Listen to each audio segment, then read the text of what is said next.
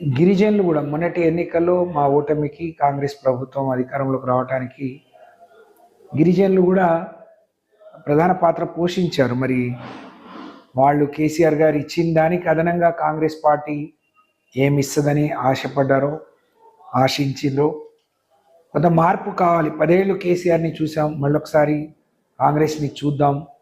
చాలా హామీలు ఇస్తున్నారు, మాట్లాడితే అన్నీ ఉచితంగా ఇస్తాం, నోట్లో వండి పెడతాం అన్నట్టు మాట్లాడుతున్నారు.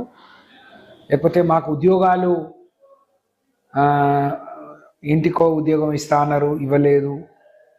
ఉద్యోగాలు రాలేదు కాబట్టి కాంగ్రెస్ని గెలిపిస్తే ఉద్యోగాలు వస్తాయని ఆశపడ్డారు, రుణమాఫీ అవుతుందని ఆశపడ్డారు.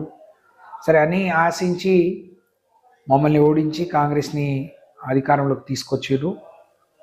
మాకు కూడా ఒక బలమైన ప్రతిపక్షంగా కొట్లాడమని ప్రజలు 39